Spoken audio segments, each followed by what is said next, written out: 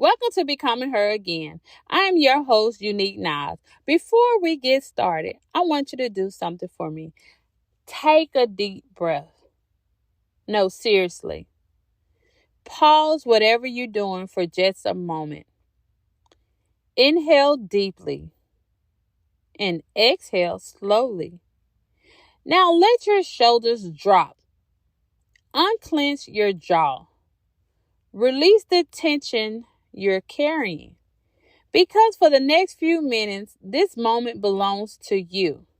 Not your children, not your spouse, not your job, not your responsibility, not the people constantly pulling from you. This moment is for you. And sis, if nobody has told you lately, I'm proud of you. I know life has probably demanded a lot from you. I know you have carried things nobody knows about. I know you have cried tears you've hidden from the world. I know you smiled through pain. I know you've shown up when you wanted to disappear. And today we're going to talk about something that many women experience, but few women talk about. And that is looking in the mirror and not recognize the woman staring back at them. Who is she? I want you to imagine yourself standing in front of a mirror. Not a rush glance while getting ready for work. Not a quick check before leaving the house. But a real moment. Just you standing there, looking. And as you stare at your reflection, a question rises inside of you. Who am I? Not your title, not your role, not your responsibility, not what you do, but who are you? Because somewhere along the way, many women stop being people and start becoming position. A mother, wife, girlfriend, caretaker, manager, employee, leader, problem solver, peacemaker, and provider. And before long, those roles become so loud that your identity becomes quiet. You know everybody else needs. You know everybody else schedule. You know everybody else problem. You know everybody else expectation. But you no longer know yourself. Not because you failing, but because you have been surviving. Can I tell you something? Women are expert at losing themselves without even leaving the room. Not physically, emotionally, mentally, or spiritually. We lose pieces of ourselves in relationship. We lose pieces of ourselves in motherhood. We lose pieces of ourselves in careers, responsibility, and endless expectation placed on our shoulders. And the truth is, it rarely happens all at once. It happens little by little, a compromise here, a sacrifice there, a dream postponed, a need ignored, a boundary crossed, until one day you wake up and you realize you spent so much time taking care of everyone else that you can no longer recognize the woman staring back at you in the mirror. Maybe there was a time when you loved to write. Maybe you loved to dance. Maybe you loved to travel. Maybe you laughed until your stomach hurt. Maybe you dreamed bigger, created more, prayed more, trust easier. Maybe you knew exactly who you were. But somewhere along the way, life happened, pain happened, responsibility happened, disappointment happened, And without even realizing it, you started putting yourself on the back burner. Now you're showing up for everyone else while feeling disconnected from yourself. Now you're surviving instead of living. Now you're wondering where the woman you used to be went. And if that's you, I need you to know something. She isn't gone. She's still there, buried beneath the responsibility, hidden beneath the hurt, covered by the expectation, waiting for you to remember her again.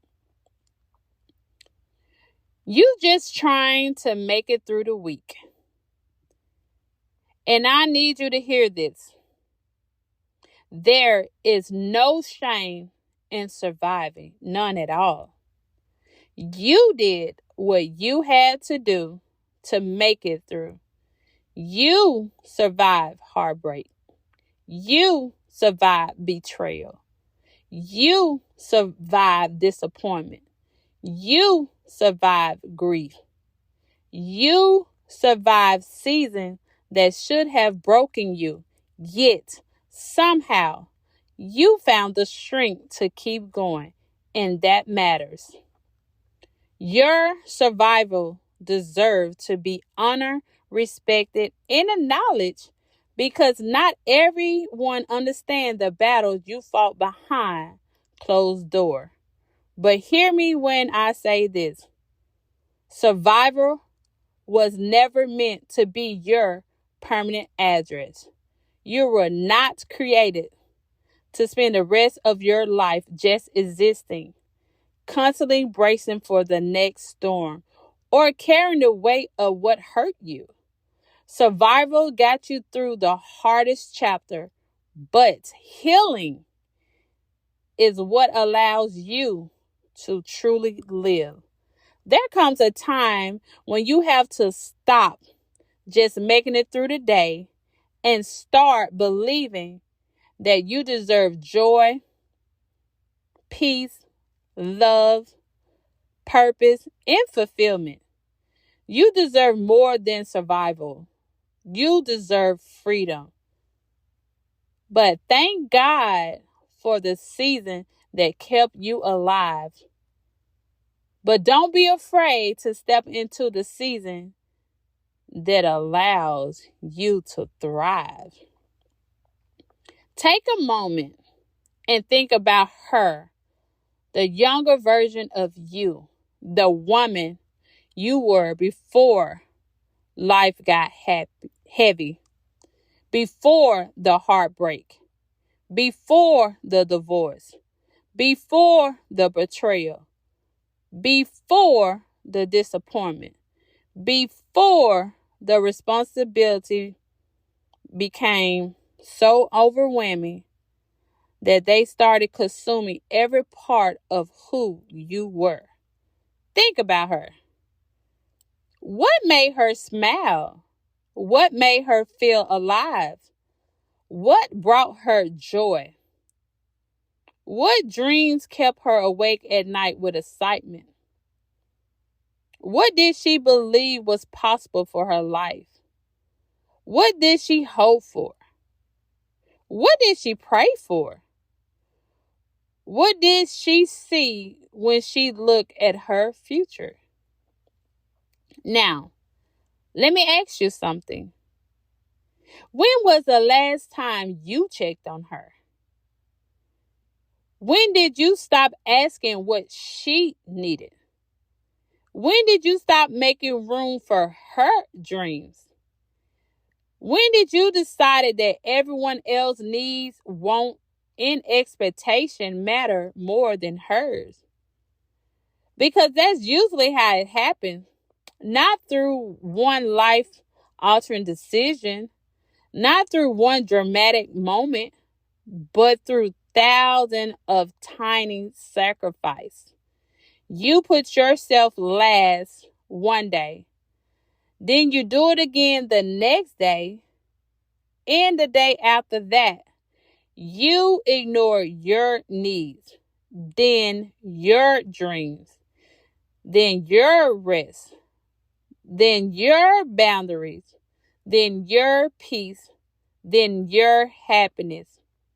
Then before you know it, you have lost touch with your identity.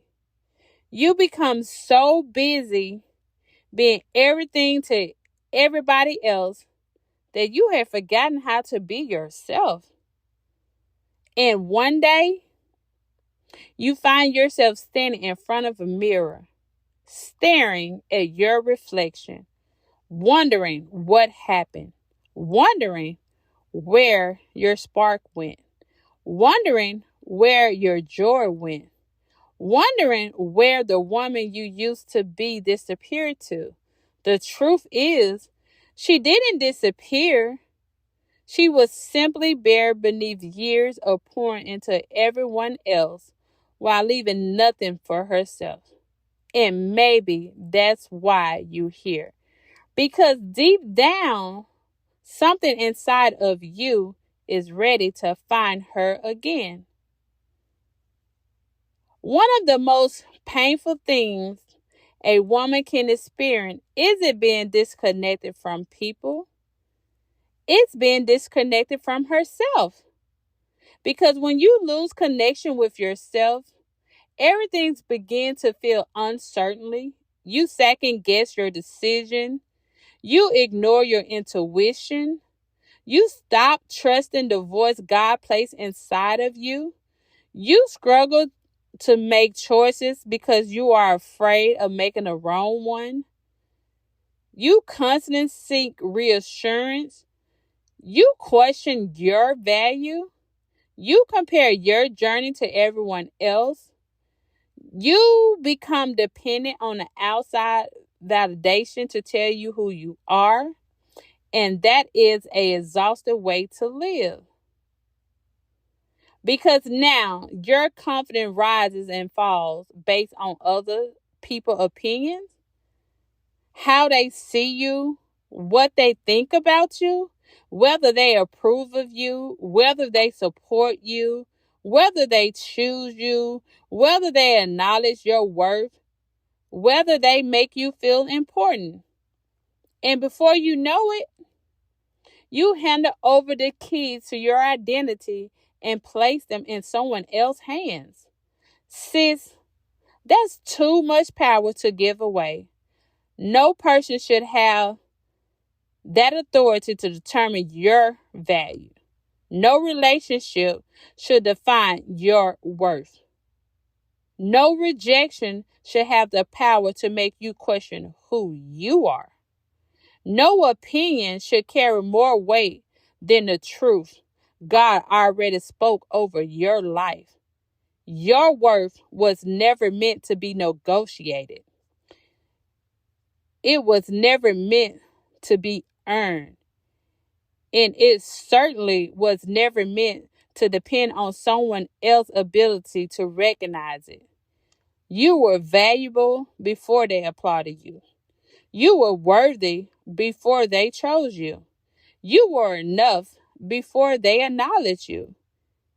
And the moment you reconnect with yourself, you'll realize something powerful. The validation you've been searching for from everyone else is the very thing you've been withholding from yourself. Your value does not live in somebody else's hand. It lives within you. And it's time to take it back. Now, let's bring God into this conversation because I think sometimes we forget some things important.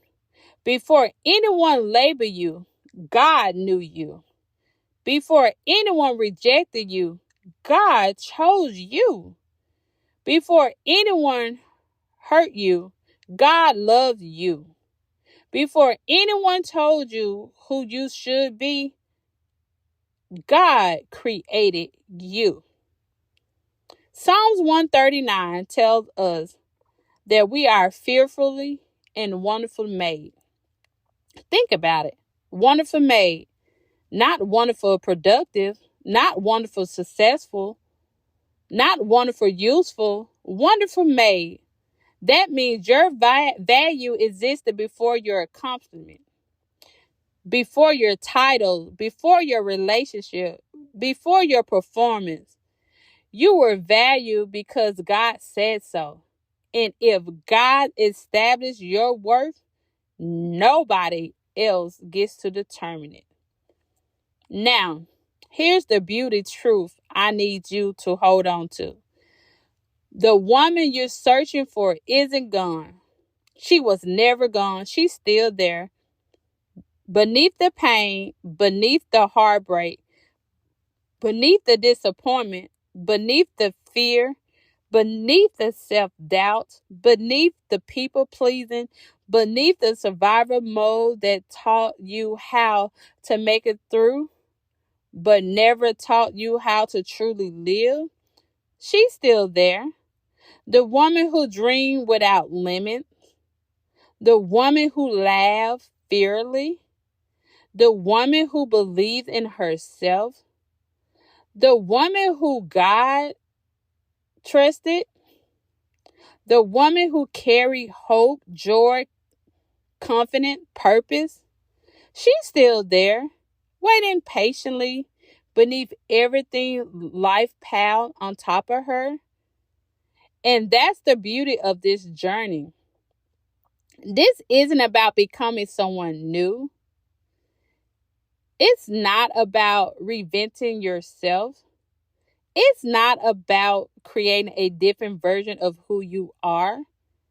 It's about returning to the woman you were before the pain convinced you that you had to shrink, before the disappointment made you question your worth, before the heartbreak made you build walls around your heart, before the world taught you to abandon yourself in order to be accepted. That's what becoming her again means.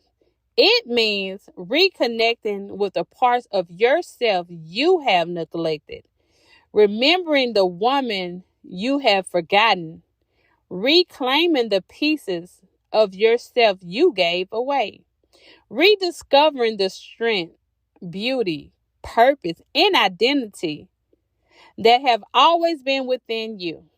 Because the goal isn't to become a new woman. The goal is to find the woman who was there all along. The woman God created. The woman life couldn't destroy. The woman who never truly left. The woman who is finally ready to come home to herself. Can we stop being so hard on ourselves for a moment? Seriously. Can we stop judging the woman who was simply trying to survive? Because sometimes we look back at our lives and think, I should have left sooner. I should have known better. I should have spoken up. I should have walked away. I should have chose differently. And maybe that's true. But maybe we should also acknowledge something else.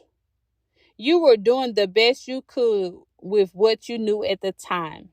You were making decisions from the level of healing you had, the level of awareness you had, the level of support you had, the level of confidence you had. And when you know better, you do better. But you can't punish yourself for lessons you haven't learned yet.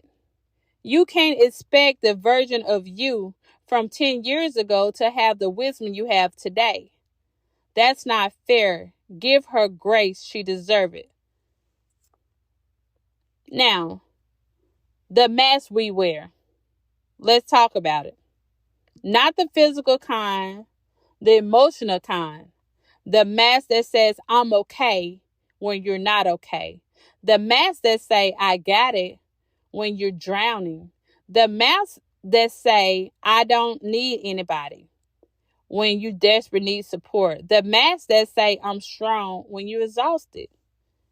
Women wear masks every day, and eventually we wear them so long that we forget where the masks end and where we begin.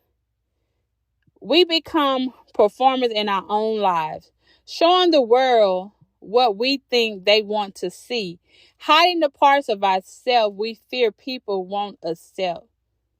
And that's exhausting because pretending takes energy, a lot of energy. Maybe that's why you're tired. Maybe you're not tired from doing too much. Maybe you're tired from pretending too much, pretending you're okay, pretending you're not hurting, pretending you're not disappointing, pretending you don't need help, pretending you're happy, pretending you're healed, pretending you don't care, pretending everything is fine. Pretending is expensive, and eventually it will cost you yourself. Most women can remember the moment when something inside of them whispered, this can't be it. Maybe you were sitting in your car. Maybe you were lying in the bed. Maybe you was folding clothes. Maybe you were driving home from work. Maybe you were scrolling on social media and suddenly you felt empty. Not because your life was terrible, but because your soul was starving. You had spent years feeding responsibility, years feeding obligation, years feeding everybody else's needs, and somewhere along the way, you stopped feeding yourself. You stopped nourishing your spirit. You stopped nourishing your dream. You stopped protecting your peace. And your soul started sending signals. The anxiety, the sadness, the frustration, not because you were broken, because you're disconnected. Your soul was saying, I miss me. What healing really looks like. Healing is not becoming perfect. Healing is becoming honest. Healing is not never crying. Healing is allowing yourself to feel. Healing is not pretending the pain never happened. Healing is acknowledging it happened and choosing not to stay there. Healing is not becoming somebody else. Healing is becoming more yourself. And that's important because some women think healing means becoming this flawless version of themselves. No mistakes, no struggles, no bad days, no setback. That's not healing. That's performance. Healing is messy. Healing is crying in the shower. Healing is setting boundaries and feeling guilty afterwards. Healing is saying no for the first time. Healing is walking away from things you once begged for. Healing is choosing yourself even when it feels uncomfortable. Healing is growth, and growth is really neat. Can I tell you something surprising? Sometimes women are afraid to reconnect with themselves because if you reconnect with yourself, you may realize you have outgrown some relationship. You may realize you're unhappy. You may realize you've been settling. You may realize you want more. You may realize you deserve more.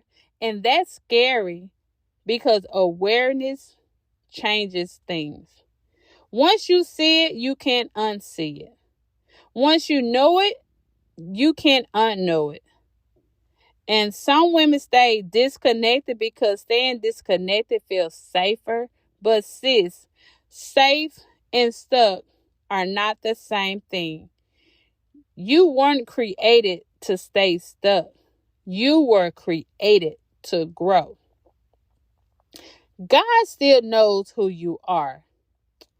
Here's the beautiful thing. Even when you're forgotten yourself, God hasn't. Even when you lost confidence, God hasn't lost sight of you. Even when you doubted yourself, God still sees exactly who He created you to be. Your purpose didn't disappear because you got hurt.